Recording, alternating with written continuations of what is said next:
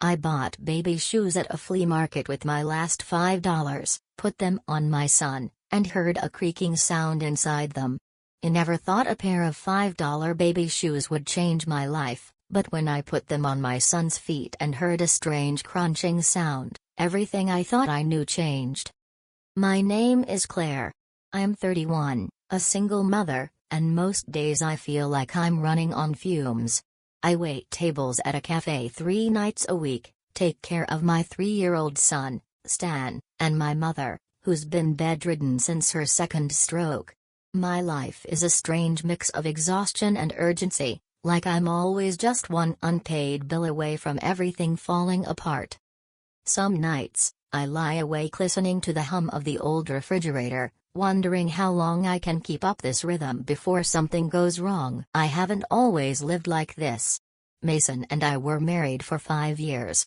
Back then, we shared the dream of a modest house and a big backyard where our son could play. But all of that fell apart when I found out he was cheating on me with a woman named Stacy, of all people. She was our neighbor. I still remember the way he looked at me when I confronted him, as if I was the one who had ruined everything. When we divorced, he somehow convinced the court to let him keep the house. He said it was better for Stan to have a stable environment, even though Stan doesn't even live with him full-time. Now Mason plays house with Stacy while I scrape together money to pay the rent for a run-down 2-bedroom apartment that smells musty in the summer and freezes in the winter. The tap drips and the heating squeaks, but it's all I can afford. Some nights I find myself driving past that house, watching the lights twinkle in the windows, and it seems to me that I am contemplating the life that was supposed to be mine. So yes, money is scarce. Painfully scarce. It was a hazy Saturday morning when I found myself at the edge of a flea market, clutching the last $5 bill in my wallet.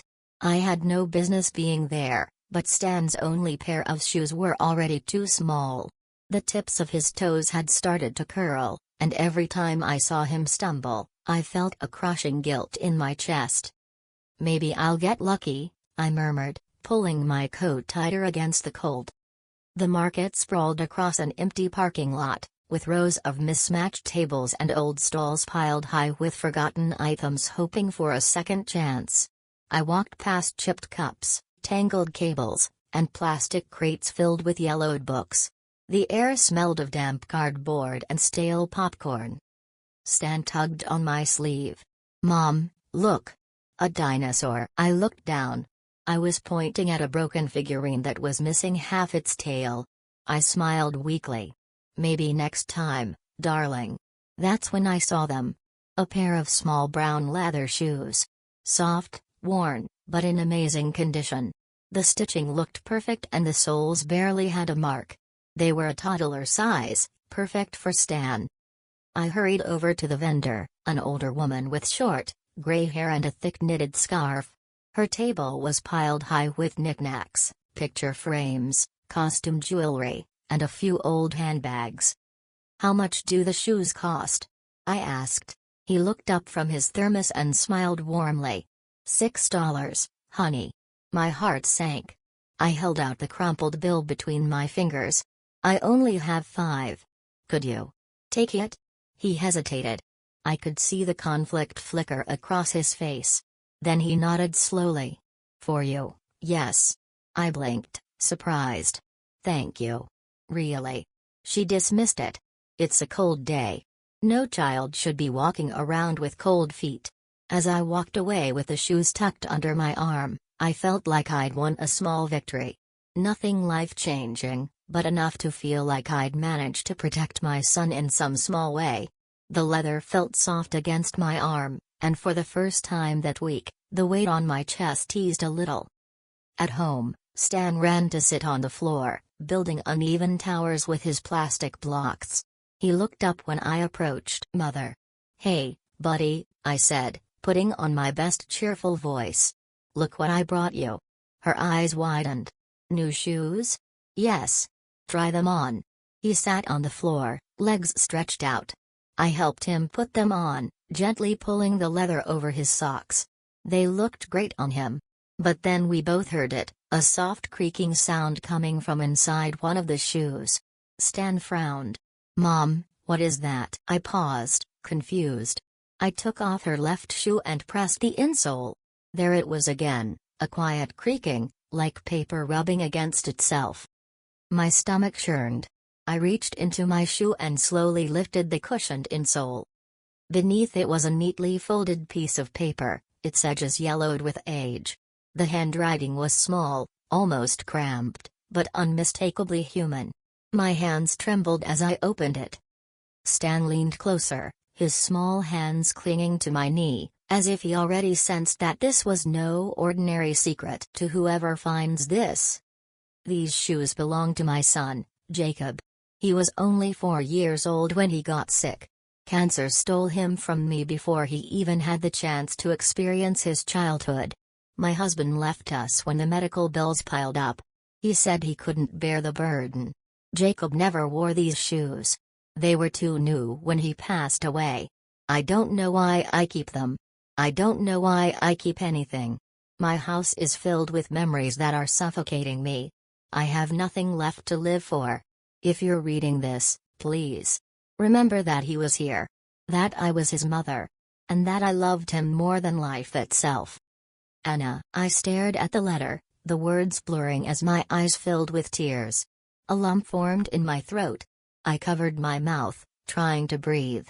"Mom?" Stan's voice was gentle. He tugged on my arm. "Why are you crying?"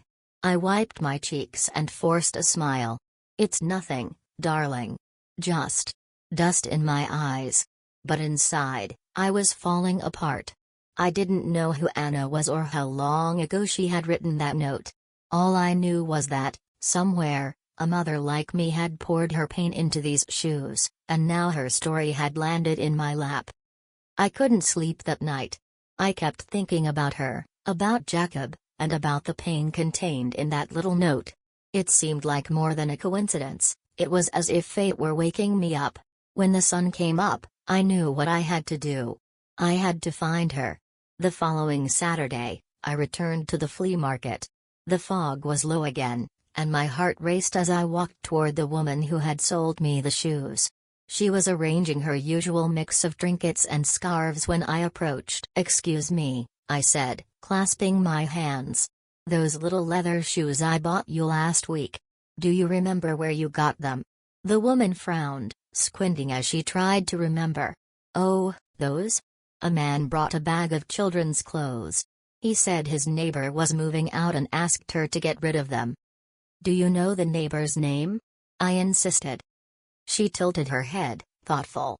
"I think she said her name was Anna." That single word was enough to propel me forward. I thanked her and left, my heart pounding. All week long, I couldn't stop thinking about Anna. I asked around at the coffee shop, checked community groups on Facebook, and even skimmed through obituaries until late into the night. After days of searching, I finally found her, Anna Collins, around 30 years old, living in a dilapidated house a few miles away. The following Saturday I drove there with Stan strapped into the back seat. My stomach was in knots the whole way.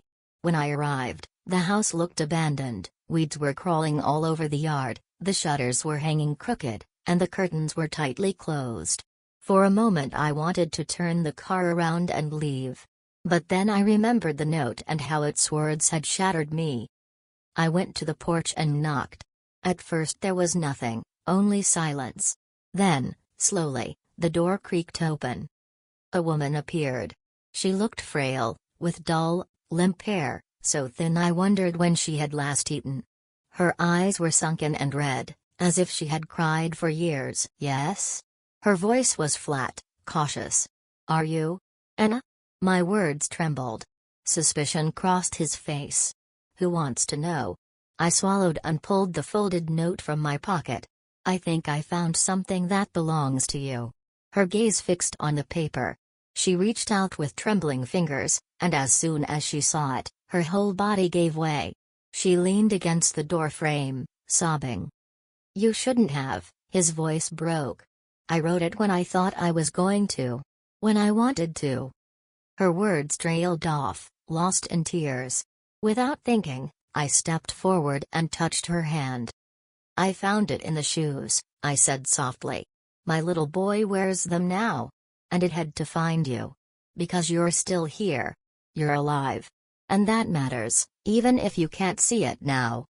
Anna completely broke down, collapsing into my arms as if we'd known each other for years.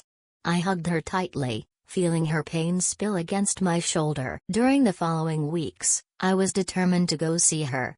At first, she resisted.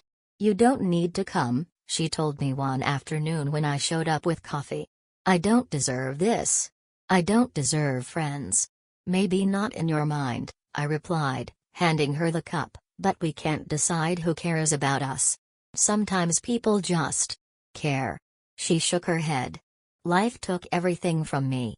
I know that feeling," I whispered. Little by little, she began to open up. On our walks in the park or during quiet afternoons in her living room, she told me about Jacob. Her eyes would soften when she described how much he loved dinosaurs, how he asked for pancakes every Sunday, and how he still called her supermom even on the days he collapsed in the bathroom thinking she couldn't hear him. "He made me laugh when I thought I had no strength left," she said one day, smiling weakly. "That boy saved me, even as he was dying." I told her my story, too. I told her about Mason and how his betrayal had torn my life in two. I told her about my mother and how I often felt buried under the weight of responsibility. "You kept going," he said after listening to me. "Even when you were drowning." "And you can too," I reminded him. Our conversations became a lifeline. Two broken women supporting each other. Months passed, and something changed in Anna. The sadness in her eyes softened. She began volunteering at the children's hospital, reading stories to children fighting the same battle Jacob had lost. She would call me afterward, her voice brighter. "They smiled at me today," she once told me. "One of them hugged me and called me Aunt Anna. I thought my heart was going to burst." I smiled through the phone. "That's because you have more love to give than you think." One cold afternoon, Anna surprised me by knocking on my apartment door. She was carrying a small, neatly wrapped box. "What is this?" I asked. "Open it," he said gently. Inside was a delicate gold medallion, worn but beautiful. Her hands trembled when she placed the medallion in mine, as if she were handing over not just a jewel, but a piece of her heart. "It belonged to my grandmother," Anna explained. "She always told me she would give it to the woman who saved me." I thought she meant it metaphorically. "But Claire, you saved me. You reminded me that life isn't over. That Jacob's love didn't die with him." My eyes filled with tears. "I don't deserve this." "Yes, you deserve it," she insisted, adjusting the chain around my neck. As if that weren't enough, he also tried to share a part of his inheritance with me. "I want you to have it," he told me. "You've fought hard enough." I shook my head firmly. "Anna, I can't. We're friends, not charity cases." She smiled sadly. "No, now you're my sister. Let me love you the way family should be loved." I cried harder than I had in years. 2 years later, she stood in a small church, holding a bouquet and blinking back tears. This time they weren't tears of sorrow, but of pure joy.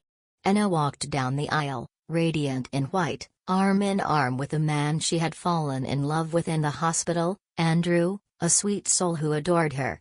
When I reached him, I saw a light in his eyes that I had never seen before.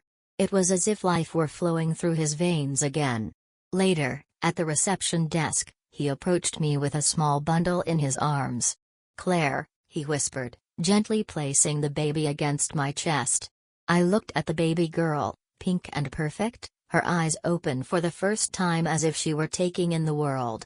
My breath caught in my throat. "She's beautiful," I whispered. Anna smiled through her tears. "Her name is Olivia Claire. She's named after the sister I never had." I stared at her, speechless. My chest ached with gratitude, love, and amazement at how life could take a turn I never expected. At that moment, all the struggles, the losses, and the nights when I thought I wouldn't make it seemed to fit into something bigger, Something that finally made sense. Now, as I sit here writing this, I still can't believe how it all unfolded. I thought I was just buying a pair of shoes for my son with the last $5 I had, but what I actually found was a second chance for Anna, for me, for both of us. And perhaps, just perhaps, that was the miracle she didn't even know she was looking for, a miracle that emerged from a pair of tiny shoes that carried not only steps, but a story that changed everything.